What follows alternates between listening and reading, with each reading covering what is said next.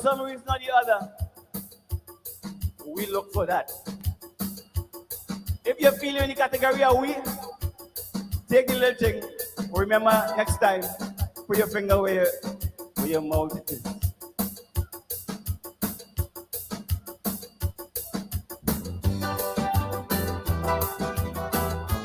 Bam, bam, bam, bam.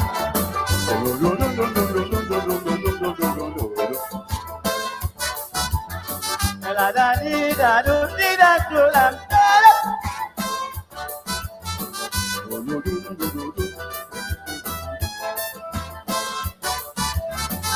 November 7th, I see black man cry. Look, blood still running from black people's eye. But I remember when a sunrise, African rise. And I beg black man, please open your eyes. While I was singing and busting me liver string, black man asking me where Atlantic plane. Then they put their 14th finger on the shelf. So today, black man, you must blame yourself. Cause by nothing, they never listen where Coco says. Black man's mentality gone Spectrum and PSA. Big lyrics I pushing, they wouldn't listen to me. Black man telling black man, oh black man, come out to party. I remember when I sing Sham, we don't want it. It's them black brothers say, Coco, you're singing shit. So today say, through my fault while you strike your heart. Black man, all you look for that. I wonder why black man always want that kickstart. Black man, all you look for that.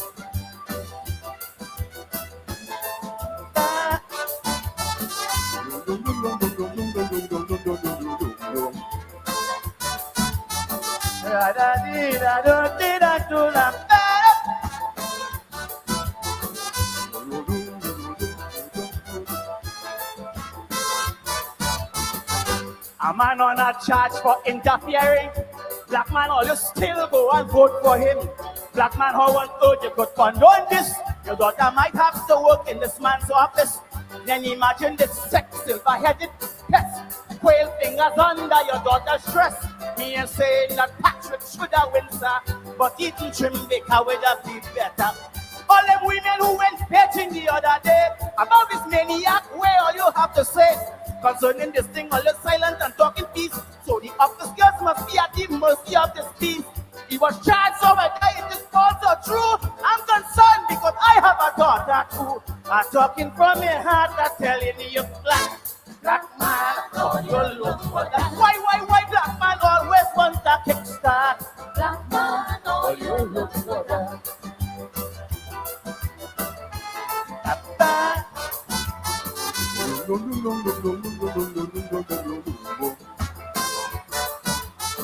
La da dee da do dee da do da dee da.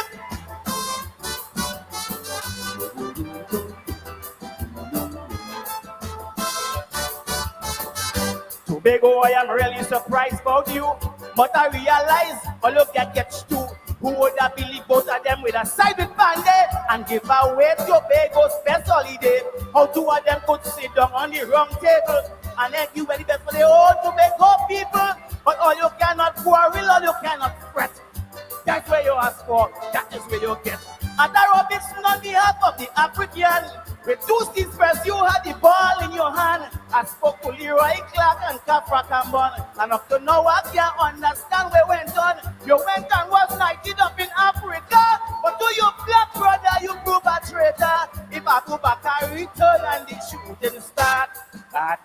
But you look for that. And if your daughter should cross the Prime Minister's path, all you look for that.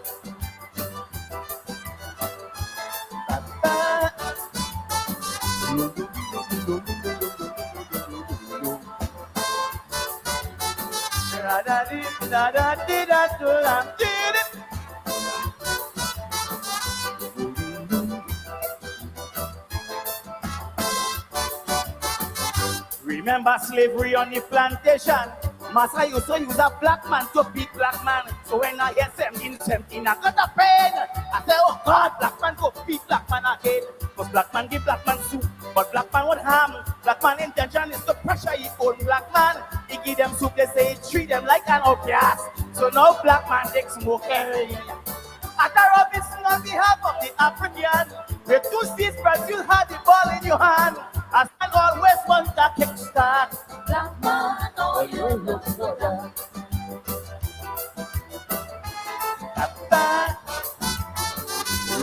La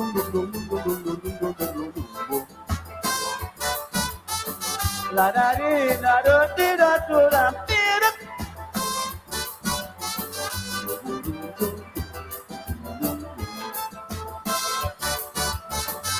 Tobago, I am really surprised about you, but I realize all of that gets too. Who would have believed both of them with a side with Band-Aid and give away Tobago's best holiday? How two of them could sit down on the wrong table and then give the best for the whole Tobago people? But all you cannot quarrel, all you cannot fret. That's where you ask for, that is where you get.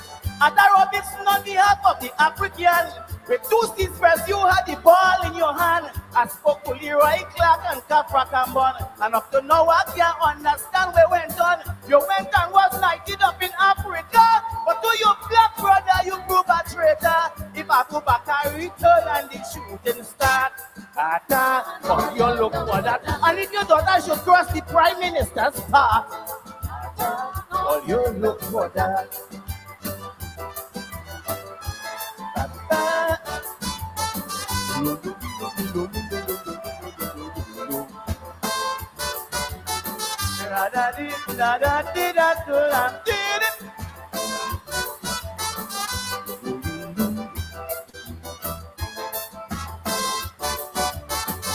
Remember slavery on the plantation?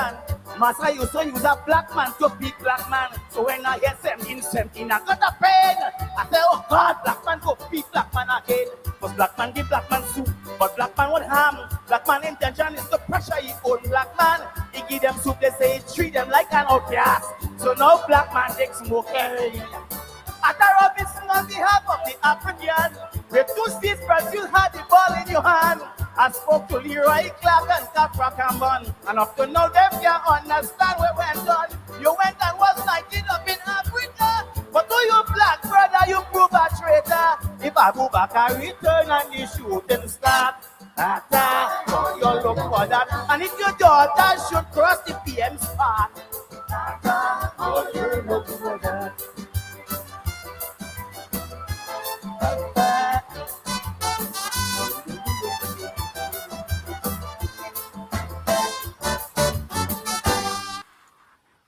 Oh, yes. The management of Calypso, Mr. Weston Rollins, better known as the Crow or the Mighty Midget.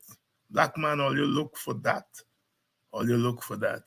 A little bit of self-criticism there in Calypso, berating the African Trinidadians for voting across the aisle and complaining afterwards. Crow, black man always look for that. I wonder why black man always want a kickstart. Black man, all you look for that. Good evening and welcome to Politics 101 on a Tuesday evening. Dr. Henry Jeffries here. And tonight we are going to be chatting Shades of Autocracy.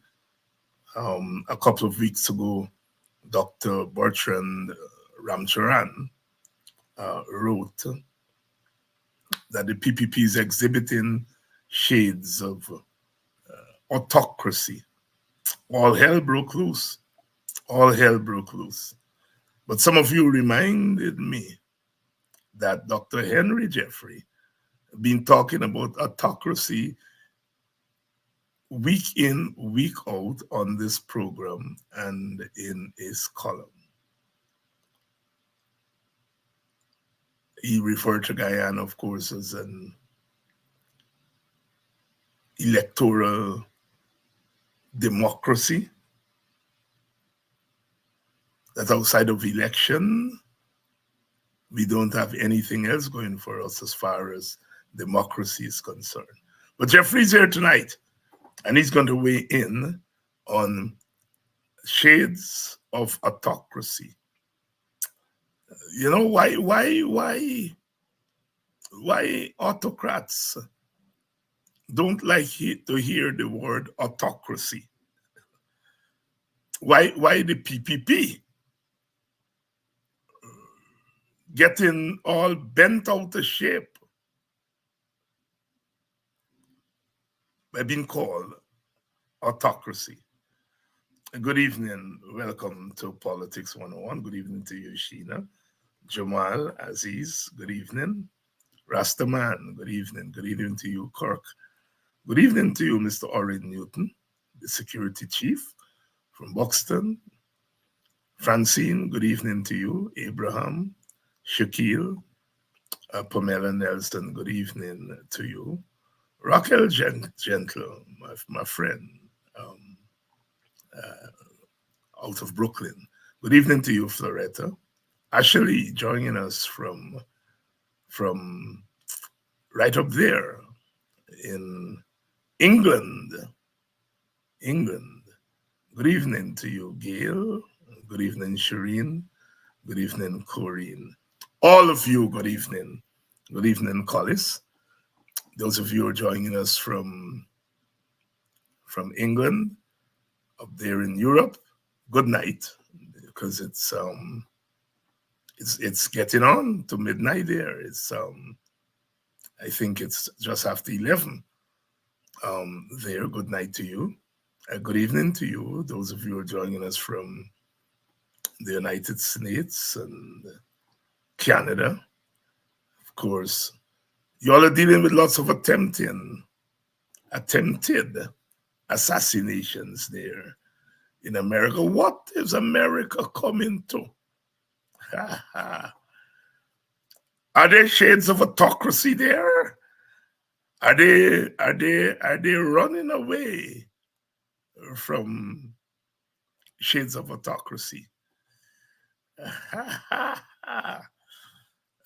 Malcolm X would say the chickens are coming home to roost. The chickens are coming home to roost. America's walked down that road before, walked that road before. Seems as though politicians never learn. Good evening, those of you joining us from St. Kitts and Nevis. Good evening. Good evening, some of you from Antigua, Runaway Bay. Somebody said they're joining us from Runaway Bay. Good evening to you, all you Guyanese in Antigua and Barbuda. Antigua and Barbuda. Good evening. Good evening to those of you who are in Trinidad.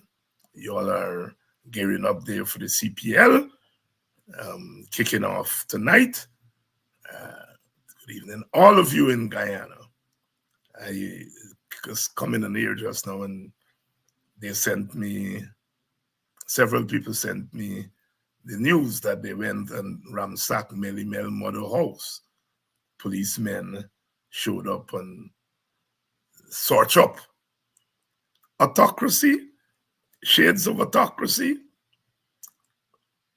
Last night I was, some of you would have seen me last night on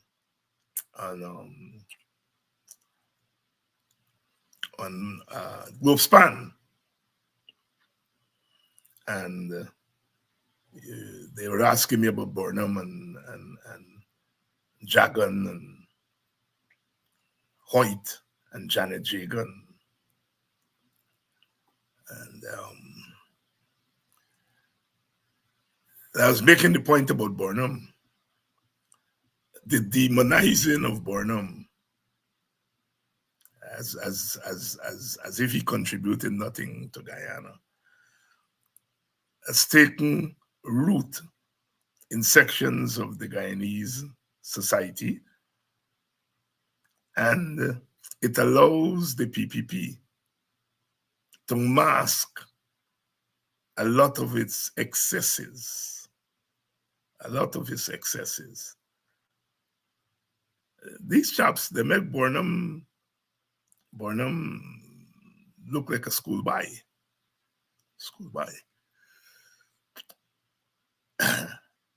Good evening to all of you. And I think we're ready to roll. I've gotten that signal from you all that we are ready to roll. Let's bring in Dr. Jeffrey. Dr. Jeffrey, good evening. How are you? I'm good, David. Hanging on. So you would have read Dr. Bertie Ramcharan's Yeah, Shades of Autocracy. yeah. When you first read it, what did you say? What was your immediate response?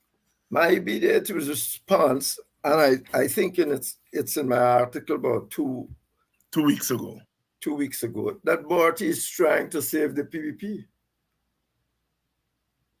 Hmm. Everybody knows the PPP is an autocracy. I mean, that is not an issue. This week, I showed that the PPP has gone into some gray area. It's close enough. That's shades, sufficient shades. But I thought that the problem is not with autocracy. Most countries in the world are almost now autocracies of one form or another. For instance, in our region, Latin America, it's only about 4% of people live in liberal democracies. 4. Mm-hmm. So all of them got shades of autocracy. I know Guyana got a deep gray zone, which means that it's closer to autocracy than ever. So it has shades of autocracy. But you see, being an autocrat in an autocratic world, and today the struggle is between autocracy and democracy. And look, next door, our neighbors, autocracy. Russia, autocracy. China, autocracy. You're there in safe company. But where, David? You're not in safe companies if you're an ethnic autocracy. If you're an ethnic autocracy, you're an ethnic group trying to suppress another ethnic group. Think Israel. Well, then you're in bad company. And that is what I thought that article, Shades of Autocracy, was attempting to do.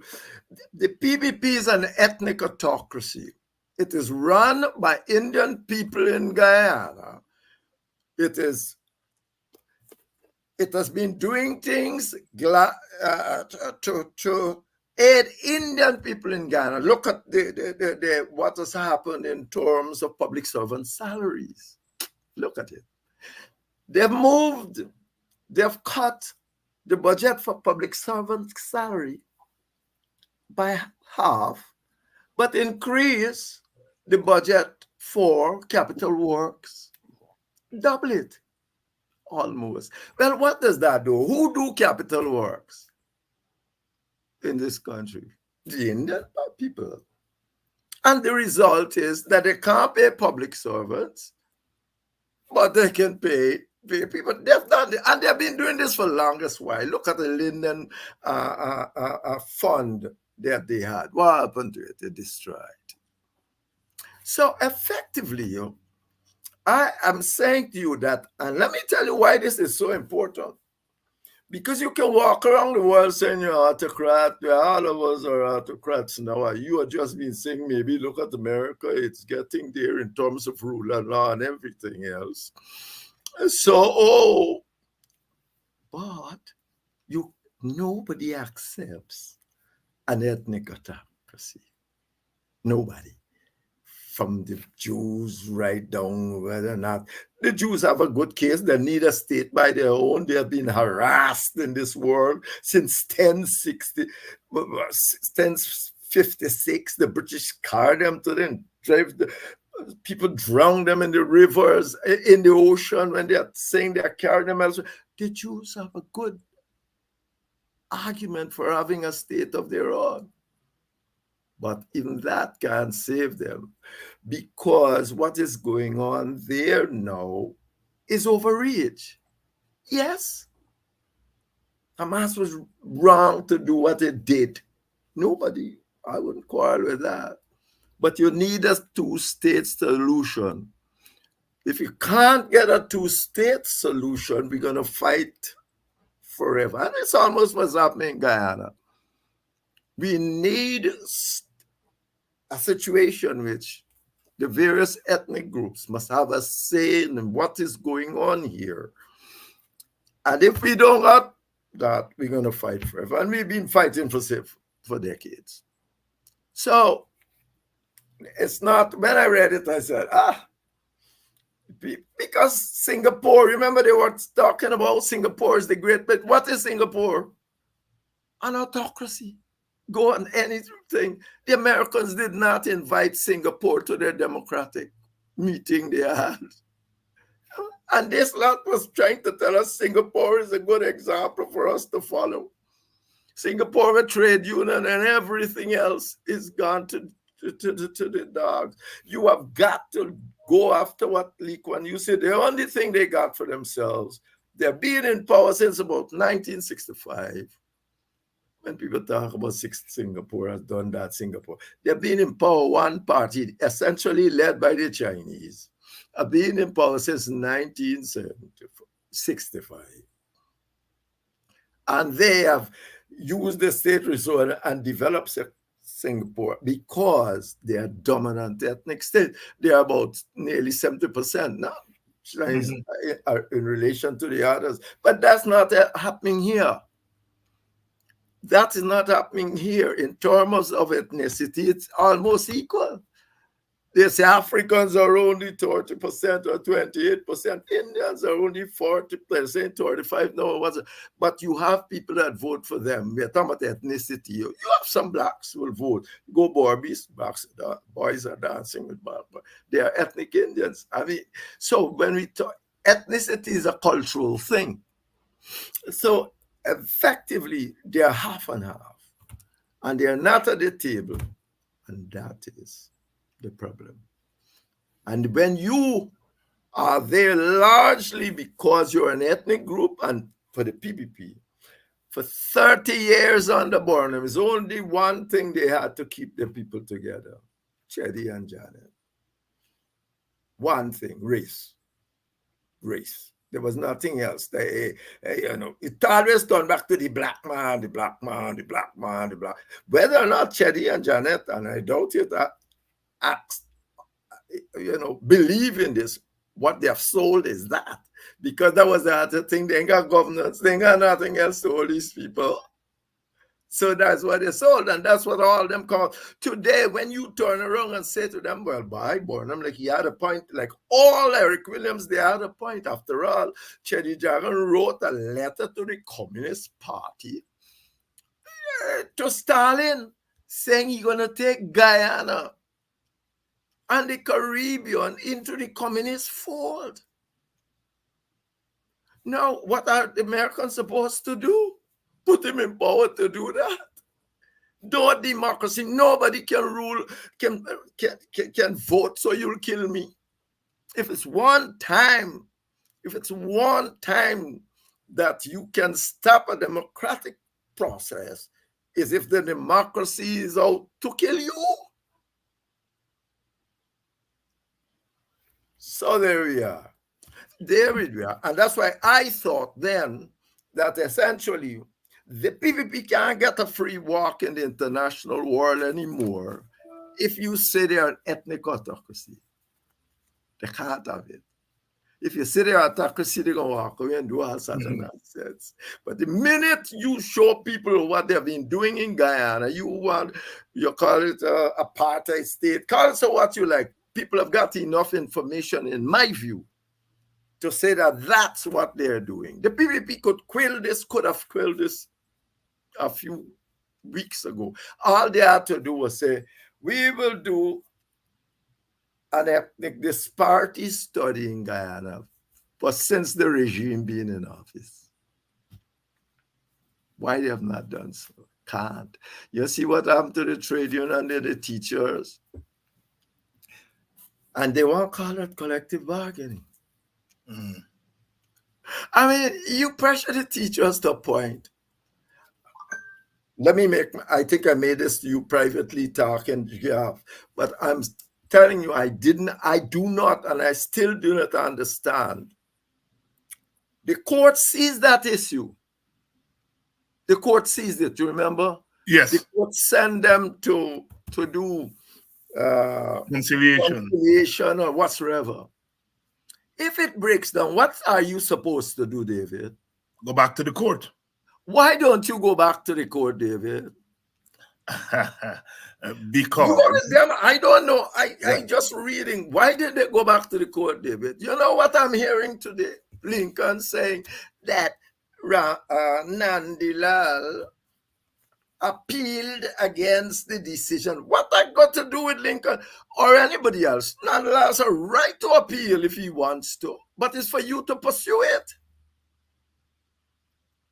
You can't say Nandilal appeal and then it stops you. Nandilal can. You have a judiciary. And you know, that was such a that issue, if it has gone through, because collective bargaining, the people don't want to hear about it for any other group. It would have shaken the system up. Or you have to say to the teachers, all right, they have appealed, please go back to work and let's see where the appeal goes. You can't say that we throw in the towel, we give up because they appeal. It's the right to appeal. You don't have a judicial. This is supposed to be a democratic country. But there we have it. So effectively, I think, from my standpoint, it's not the autocracy they're worried about. It's the ethnic autocracy they're worried about. People are not going to stand. Even Maduro wouldn't stand for an ethnic autocracy. So I'm telling you, he's an autocrat. He's registered as an autocrat. All over there, autocrat. And he would, he's gonna have a problem if you start saying you're ethnic autocracy, and that's what the PVP is. Story done. coming from you have been talking about this autocracy Yeah. for a long time. Yeah. And then Bharti Ramcharan said it. Mm-hmm. What is the significance of it coming from Ramcharan? Well, I just give you a scenario and I Yes, told after you me. what I think, so you Yeah. can conclude the significance of it. You know, and this and the significance of the hurrah is precisely that, Yeah. because the hurrah is intended to cover the notion that you're ethnic autocracy. The hurrah will make you talk all day about autocracy, forget the ethnic bit. But the people who are feeling it, the Amerindians even, look, you just had 2 show conference, look how they went through. So there you are.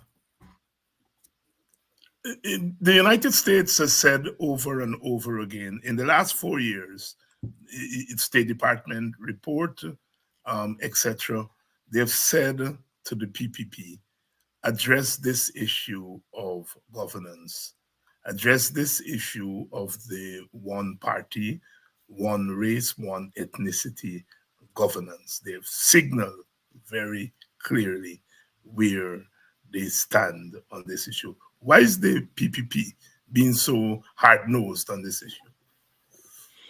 Well, first of all, I have, that's why I said before, it's not the PPP alone hard nose on this issue. You ain't hearing the other side coming out and say anything either. So let me put it that way. We have not heard them says, well, we are waiting to sit at the table and see what is new and what we can do. We have not heard that. They are just telling about winning elections, so where we're going to be better than the last lot. Well, God bless us. I mean, who believes that? We might believe it, the other side might not believe it. So effectively, but the PPP, as I just told you, the PPP is not simply PPP as in viewed the people, with black people, as the wicked lot. Look what happened, man, report the other day. Yeah. You got 2,000 police and you will make some hooligans run down from Golden Grove wherever they come and mess up with your constituents, if you want to stop them. You know that once that happens, there are going to be some people in that crowd going to want to do that. If you want to put them there yourself, as a matter of fact, or some are suggesting. But the point is, they are going to want to do that. It's opportunism. It's they see the opportunity running through a market and doing things. You never have all the police and everybody to stop them ahead or to protect the people right here. But instead of that, you let them do that because you had to. You got 5,000 of them. It's not only incompetence. It's not incompetence because you do it on purpose, so far as I'm concerned. But you do that, but the next week when everything happens, you can walk there and share out money to them. Take this for the damage, take this for the damage, take this for that. Where, by the way, where did you find Mr. What was the AG with all them bogus election story? Wasn't it Manipu. What's your Manipu? So when you have to sit back and put all this together, which couple of people gonna come down from thing? I got 4,000 police, army, everybody, and I gonna allow you. I know it must be possible. How it happens? And then you're gonna say, it's the black man, it's them black man. You're reinforcing a view of black people. You're doing it deliberately too. There's a deliberately reinforcing a view of black people, rowdy, bad, wicked, evil, kick down the door, whatsoever. That's what you're doing. So but there we are. Even as you do that, meaning even as the PPP is doing that, they're saying, going to the African Guyanese community and say, vote for us. Because, what are they playing on there? Yeah. Large, yeah, well, what they're going to play on because they're going to know the game. There you go. There's no other game. They think they got the Amerindians locked by controlling the two shows and all them and what's going on in the villages and all that. So I think they got them locked. The Africans there ain't got locked. You see how they try everything with both. The last local government elections at least show them they ain't got nothing. Like you might have a few people. There are always some people who are looking for whatsoever they are looking for. But the point is you haven't got them left. So effectively, it's the only game in town, and it's a false game.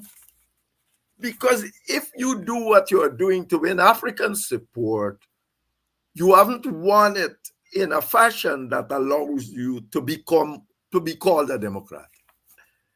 So you're undercutting yourself, but then got on else. If you're gonna walk around, go local government going on, oh no, they got no theory. Orphans theory is we are getting close to the people, so we're gonna bypass all the local organization and go straight to them. What kind of theory of government? That's illegal.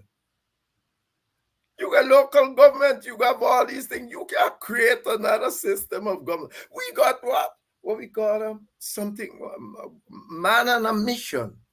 You're going to public servants and saying to public servants, oh, come, well, they're saying volunteer when you got my career in the future in your hands.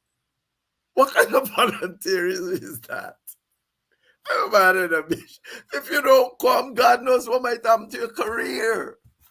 And who wants to take any? So even that, you can see quite clearly, it's not. And what's all this man with a mission? This man is a mission to do what? What the state is supposed to do? Didn't we set up state structures to do just those things? Look after people. We are not supposed to have our social welfare officers in every region to see that children go to school, to see that those who don't go to school be looked after and be nurtured to go to school. And we ain't got all of that in the government structures. Yes, we do. Why don't we put resources to see that they operate properly? Why don't we work with the local authorities to see they operate? People on the ground are always more informed than you that sit down in your high office. They want, you think they don't want it? No, they don't want that. All they want to do is talk nonsense and say, oh, we are going to the people. What it means is, oh, we can give local government whatsoever we want, give them any old thing, but we're going to pass some money to people clean drain, they do some Carter roads and all that and nonsense. But so it's not surprising to me. Dr. Jeffrey, you have been championing the call for constitutional reform, in particular electoral reform, governance reform, before the election. We noticed the other day that the commission that was set up is now advertising for a secretary, which means that they have not even sat down and ready to start this work.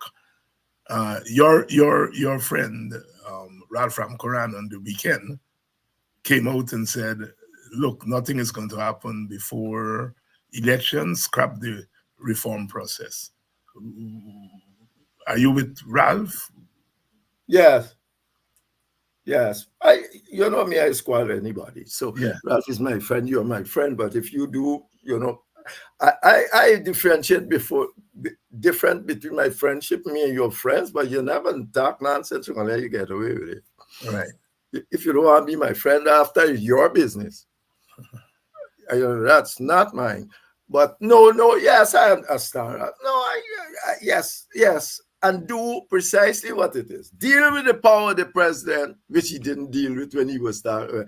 And deal with the question of inclusion that the Americans been telling you, and Carter's been telling you since 2004, walk away from this country because of that, 2004, 2008 summit. Dude, that is reason, and that is what should be dealt with, and that ain't going to take too long to deal with. The whole process of what they have there is nonsense. And Rob saying, oh, they're just adopted. They're not adopted. They make the president and determine the chairman and that thing of the Constitution Commission. That was not in the original thing that Ralph did. And this lot, the PSC said, don't let it happen. They let it happen. So the only thing that, I mean, you hear them talking flurry, but when the real work supposed to be done, to look at an issue like that and say, no. You can't determine the chairman of this thing at your own goodwill. According to, even if we based on the last time, is the people gotta get together and determine the chairman for themselves. But that's what we have. That is what we have, in case you all are just joining us. It's Politics 101, Dr. Henry Jeffrey here. We're talking about shades of autocracy. And Henry Jeffrey said the problem is not the autocracy or just the autocracy, it's the ethnic autocracy. And that's what the PPP. When you say apartheid, they jump in the sky and carry on. When Nigel Hughes talk about, ethnic discrimination contracts, they scream. It's the ethnic autocracy. That's the problem. Dr. Henry Jeffrey, you were once education minister, and you're an educator by profession. We just had the CSEC results, and once again we are confronted with the poor scores, especially in mathematics. The government this time has shown some interest, and we are hearing all kinds of utterances about how they intend to tackle the problem of poor math scores coming from our children. From your understanding of the education system and the challenges of the education system, what is the root cause of these poor results? Generally, mathematics, I think, is just the extreme. In English, our pass rate is just 69%. So, and that's bad, given certain thing.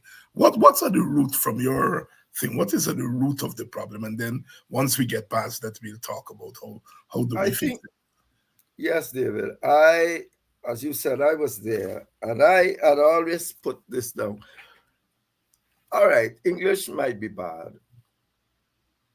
but math, you have to get parents involved very early on in this process. Parental involvement very early on in the process. And of course, there is the curriculum problem and of teaching. But I think that the most important thing for you to improve overall is that now, if you have a group of people, you have a lot of people who, oh, I was just telling a lady, I was at the bar, Guinness bar down there, and she's talking about anything.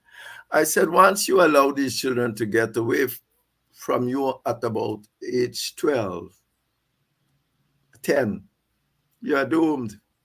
You're doomed. You know, I mean, education is about application. We know that. It's not really about who bright than nobody else. Some of the people that have not gone and maybe some of the brightest because they were more, you know, they're more perceptive and so on, and they are not sitting down to do the work, hyperactive and all sorts of things. They might be terribly clever, but you got to apply yourself. That's why women are, in my view, that's why women are walking all over men, because women got to stay home. They're staying home, and they almost forced by our culture now, essentially to stay home. And by staying home, they are doing more work. The men, they're all over the place. My sister had to be at home. My dear ball field, running around in banding all over these places. When Mr. Hyde came to look for, he opened a school called Idol in Kitty. And he came to get my sister because she was bright. Indeed, she ended up doing very well in America. Well, my mother said, "What about Henry?" I said, "What about Henry? I don't want nothing to do with Henry." This school, this school is a bright people. You know, no, my mother said, "Eva can't go." She said, "She can't go." She said, "Hey, said, take Henry at half price." And so I went to the school with luncheon and all of them in Kitty. He started this school, was a secondary school, but I think, well, my remembering tells me that he started for bright black young people. And it was in Kitty. And luncheon was there. All that was there, you know, but I went as a half price because essentially, so it's application. But my sister was home. She went to study music. My mother sent me to study music too at Miss Lowe in BV. But where I there, then I there in the ball field next door, I got time with music. Even as all our children, she got no music. I ain't going away. So it's about parental involvement. Well, how do you get your parents involved in this at that early age, particularly if they got to work and in the nights and do security guard work and all that. A few weeks ago, I saw they were doing something that said that essentially got a new law about maintenance and all of that. One of the best things this country can do about maintenance right now, but the people not going to do it because black people morally affected. The best thing they can do is take over the maintenance as part of government. What I mean by this is what America does in a sense. You say, all right, go to the court. What that is your child, we will give the maintenance. And you now owe us. If you don't pay, you don't got driver's license, you don't got this, you don't get this. People won't pay. Instead of what you have is a whole lot of these mothers got to turn up the court 100 times not getting maintenance. You would have to pay. But the state will give that mother the thing, so she ain't got to go work until late in the night and umpteen things. They're doing it in Europe. They're doing partially in America. So now you owe the state. So when you are looking at education, you got to look at supervision of the young, because if you're by 10, if you lose them by then, you lose them. And we have seen that in our school system for the longest. You got to put in place. But when the parents are not in a position to help, even if they're willing to help, you have young people themselves who came through the system, drop out of the system, and they now are having kids. Yes, it becomes a generational thing. Yes, yes. And the social security workers in the area. You know, when it was a time when I was Minister of Labor, and I said one of the things that should happen, I was Minister of Social Security too. I said, we should have social workers in the area that should know every vulnerable home where children are at risk. We must have, I assume, social work in the area. And what is to be done to see that they are not at risk? No such thing. I know there's no such policy in general, but that's what's necessary. If you go to BV and some children are there, the social worker should be able to say these children are at risk of not getting anywhere or not doing this. What is to be done for them? Particularly now we have resources. That is what. Now walk there and then call the mothers to clean trench. I tell you. Anyway, David, I mean, you have to give them incentive tool. My thing of giving them incentive was say, start early at level 4 with some exam that if they don't pass, that the parents got to get involved in from then. Mm-hmm. The PNC came to office, they take it up. But what they put in? Nothing. Absolutely nothing. They just think, oh, let me go straight to 11 plus. Well, go to 11 plus now. The result is we will get there. But maths has a problem now in Ghana, around the region. But I went, when I heard this, they're not giving you numbers, they're talking out of their head. They're not giving you comparative numbers. When educators speak to you about that, this is not happening, they must give you numbers and compare it with other places so you can have an idea in terms of things where you are. But they're not doing that. They're not. And they need to, they're just talking, oh, we are doing well, we're going to do this. You got to provide numbers. When I was Minister of Education, numbers were provided in terms of Guyana comparison with the Caribbean every year. We were doing them by ourselves because Sexy wouldn't do that. But we used to put them there. At least I put them there. I can go in my records now and show you what Guyana are doing against the Caribbean. We were always nearly the last. When I was there, it was Jamaica. We take a few children that sing and make things. So we are the thing in the Caribbean. And I warned about this too. We were nearly the last. Jamaica was above us. Wow. Yes. Barbados was almost the first. So but they take a few children and go 20 subjects and win 20 something. In Jamaica, I don't think you can do more than how many subjects? 7 or something? Oh, Jamaica has a cap. Yeah, they have a cap. So when you say I win 20 and I win, you don't win nothing because nobody ain't going there. I mean, David, I leave it to you, man. You are now the politician. I know. Sridhar Ramphal just died, and they brought him home. Uh, Almost a state funeral, not quite, but Mhm. almost a state funeral. Um, Buried at the Seven Ponds, and fitting tribute to a son, but there were voices in the public media who were berating Mr. Ramphal Mhm. for not being on the right side of the political fence in his early years and for being quiet about dictatorship in Guyana, even as he supported the end of apartheid in South Africa. Put Ramphal in context because he comes from a generation of public servants um, Mhm. that our Guyana and the Caribbean have given to the world. Put him in context.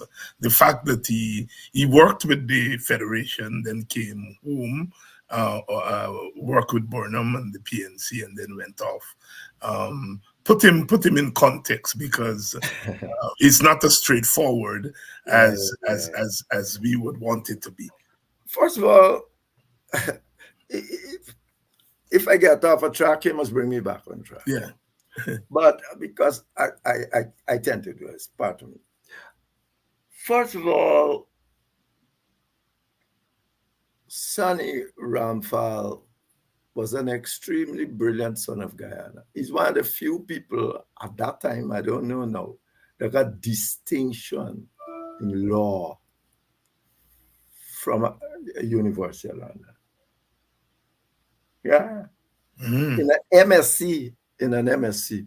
When I was doing MSc, I said, oh, sorry, no, I'm forget distinction. I can get no distinction. I don't know. But then I wasn't doing it in London anyway. I was doing it in development economics. So effectively, Sonny Ramphal got distinction in law. So he was a bright man.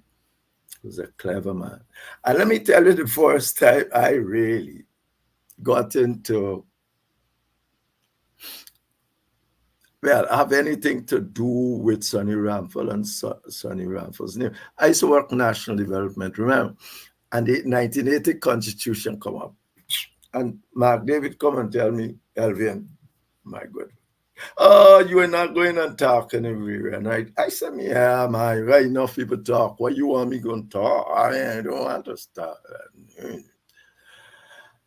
And so one time he come again, oh, but you don't want to want this thing at well, this is the party headquarters now, more or less. So I said, I said, when you get Ramphal to talk, I will talk. When you get Ramphal to go on the stage and talk about you and your constitution, because he's part of this law thing that doing all of this, I don't go. He said, Burnham called me. No. And I mocked him, said, oh, the leader want to see you. I said, the leader wants to see me. I said, for what? He said, you don't know.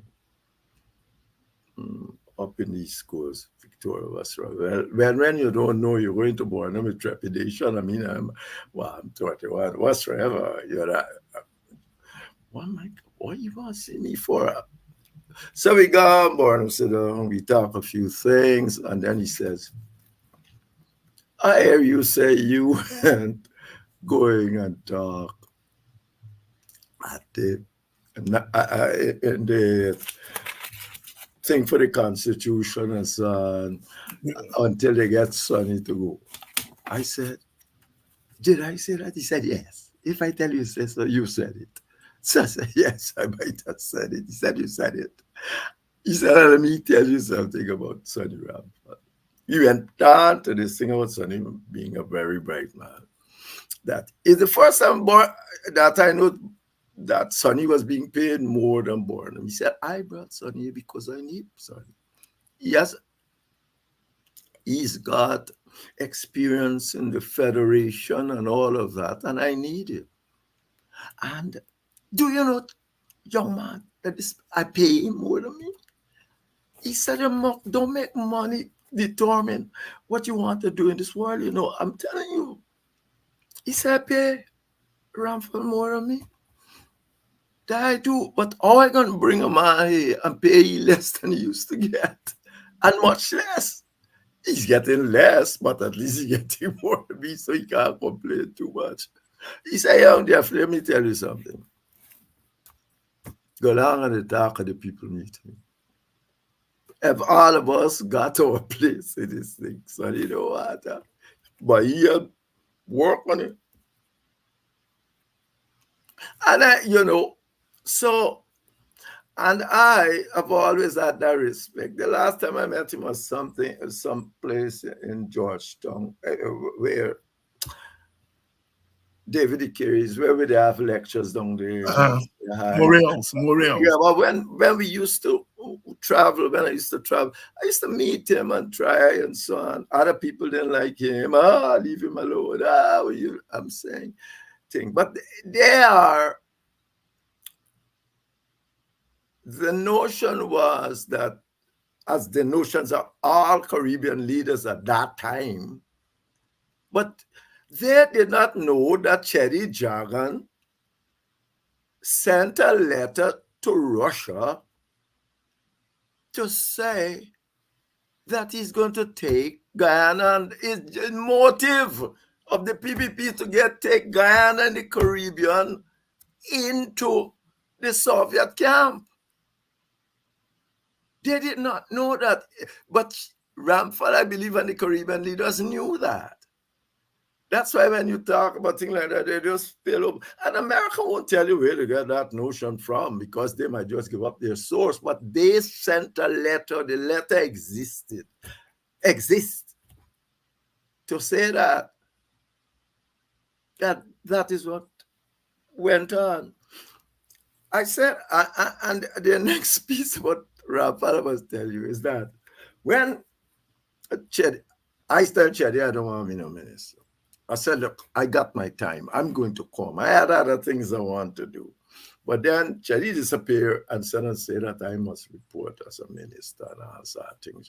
I called my partner and I said, I'm not going. And then she says, well, you're going to be the first person to embarrass them and all that sort of thing. And David, when I became a minister, my greatest, my ambition for being a minister was to be there for more than 6 months. Because apparently it's Ramphal because of McDavid that make him lose his work in 6 months. Okay. So I said, nah. I'm going to be a minister. Once I'm there more than 6 months apart. So the man has done, he has been there, he has worked for the Caribbean. And I think that he ran foul of the British. They said that the one British was foreign secretary says that not Ramphal ever, or else he might have been UN Secretary General. I think that what was his move. He would have gone there. And he was a nice, affable fellow. Remember Ramphal House that's in Bel Air? After he left, the house became the thing, But even so, at the time, he had his own flair and everything else. What can I say about Sadi Ramphal? Is the criticism from some of the Indian? Yes, because they were willing to believe that he joined Burnham to stop and to stop Chedi Jagan, but they did not know what Chedi Jagan was trying to do. Chedi Jagan wanted us to join the communist camp. Nobody can vote for that because the communist camp is the end of democracy, period. It's one time you can stop anybody from majority rule, is if majority rule is intended to prevent majority rule. And that is precisely where the problem the PPP found itself in. So I didn't know this. I used to tell Shadi Jagan all the time, I don't want me and Shadi to be friends with him. He said, man, you ain't ready. That's why when I told him that the Berlin Wall fell and that he can be thing now, he said, bring some people by my house, and I carry some people Corton, he's still alive, Mark and them. He says, you always tell me I'm not. I say, I tell you I'm not right because you're a communist. Nobody would make you think. He says, bring some people. And I brought some people by his house. And Corton, Mark is there. Professor is there from Banca Guyana. They were there. So my Guyana got not a lot of people out there that are doing well. I see Gaskin died. His sister was doing well. It's not at the IDB. You go down there, the girl tried to help you through everything. I knew Raymond thing too. But she would come and try to help you how you can work to get more of this and more of that. So Guyana got a lot of people out there. It's just that we're not taking advantage. This nonsense about what happened to Shabadin? Well, they're not like Shabadin too. Shabadin came to me and said one day, I met Sophia going in front of him. He said, Jeff. So I stopped. Shabadin says to me, Ma, what y'all telling the leader all sort of stupidness about Marxism? And I said, I said, but I don't tell the leader that. He said, yes, y'all, they're telling him Marxism. These people are going to overtrust like they overtrust.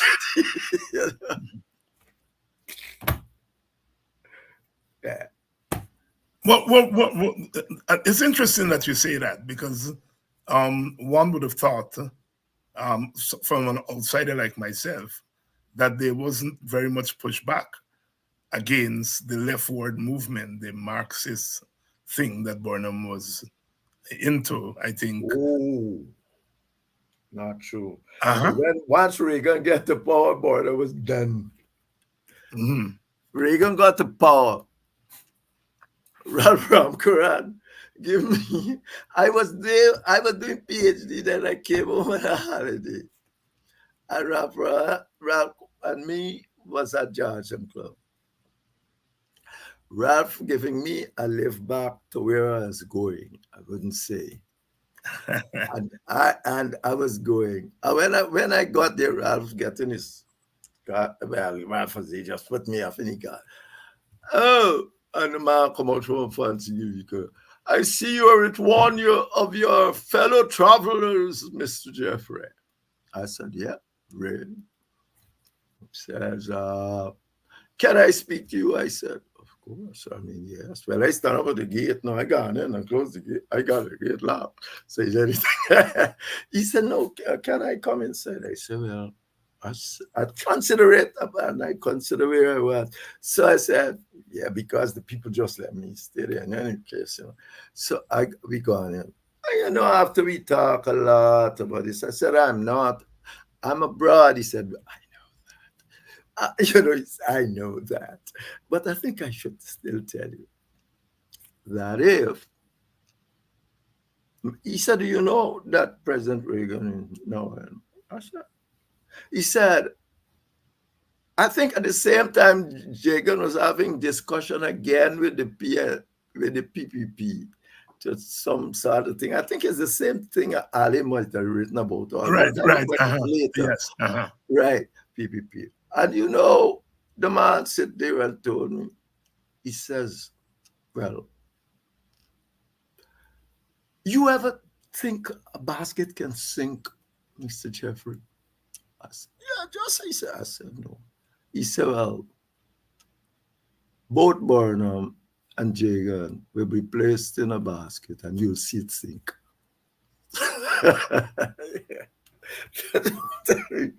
And it turns out it was from the American Embassy, where he came from. But you have to be real. You have to be real in this world. Wasn't Burnham pragmatic, much more pragmatic than Jagan on this issue? Well, Burnham was more, well, once he was taken to that hotel in Main Street and convinced that he must join the thing against Jagan and all of that. Yes, he was more pragmatic, but he gone with cooperative socialism, which is Richardson and all them was into it. But that was essential because by 1976, Burnham wasn't calling himself Marxist boss. I wake up sharp. I woke up sharp. the morning, Trader Burnham called himself man because he never even hinted that he go that route. He didn't say he's Mark. He says the PNC is into Marxism. Leninism. I said, well, Lord, Lord. Let me see what's gonna happen here. So yeah. Yeah. But Ramphal said that Burnham, part of his survival in Guyana was that he always tried to out Marxist Jagan and out Pan Africanist Guyana. Yeah, but not out Marxist Jagan. Use Jagan. Jagan was there as the WPA became the worst possible alternative. You see, as I said it that, when Burnham said that the WPA is the worst possible alternative, he was telling them it's worse than the PPP. He was talking to the Americans. Of course. He's not talking to Riley. He's saying these people are worse than the people. You go and look at Walter's book when How Europe Underdeveloped Africa. He starts with a Marxist Leninist analysis of the process. Now, nothing wrong with that because Marx himself did say. Marx himself that Marx never called it some no historical materialism. That comes from a man called Plekhanov or whosoever. But Marx did say that history develops and history changes over time in a dialectical manner. He didn't talk about dialectical manner. I mean, processes change and develop. And Walter began. Go and look at it. Yeah, but I'm glad we got here because you did say that Burnham suspected that the Americans were dealing with the WPA. Yes. And so he was warning them. Yes. I found that observation quite interesting. Yes, he not only suspected, even if it wasn't true, he better tell them up front.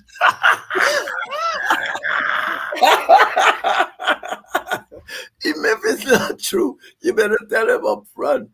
And this was, and it was after this that these people, and David, this country is a wonderful country. You look around and you say why we are like this, but we have had, as political operative of one form or another, we have had quite interesting lives. Very few people, you can live in a country like Barbados, you want to vote and go home and that. This is not happening in Guyana. It's quite interesting. I mean, it's debilitating. It's getting us nowhere, but for the operatives, it's not an uninteresting journey. When as we prepare to go out here, when Nigel Hughes was elected as leader of the AFC 2 months ago, I asked your observation in it, and you said you thought it was an interesting development. 2 months on, you still think it's an interesting development? Well, I think I would have said it's interesting in the context that of, you remember at that same time we were talking about the pressure was still on Aubrey. Yes. Right. And I seen this as some machinations of the PNC and them. They noticed that they are losing with Aubrey and they want to bring in somebody else now to compete at that level. But I think Aubrey has delivered pretty well for his time there. So he got to be accommodated now, in the position he is. I mean, I don't think Nigel can make any difference to black people vote more than Aubrey at this stage. So that's me. I mean, well, you always had your little constituency and so on, and you are coming in there. And you are the one be running around trying to tell people to forgive to forgive the PNC. And vote for them, but the people have forgive them. But that's all. I mean, no, but seriously, Guyana needs serious constitutional changes.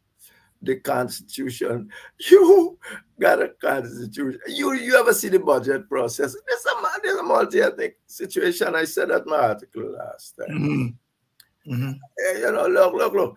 Uh, When everybody, anybody, the best case scenarios tell you it must be 3 months for you to do it. That you got something like 15 days and you're messing around and then nothing change, budget go out, it coming. You guys sit down and complain. Oh, oh, politicians raise their own salary by 10,000. It can't happen in Trinidad or Barbados. But not only that, since America writing the Constitution, and no people steal. If you leave politicians to raise their own salary, what they said? No politicians can raise their own salary once it's office. You may raise the salary of the other, but none. We left it for them to do. And then we say, the Constitution is good. Is the people bad? Well, constitutional law are for bad people, not good people.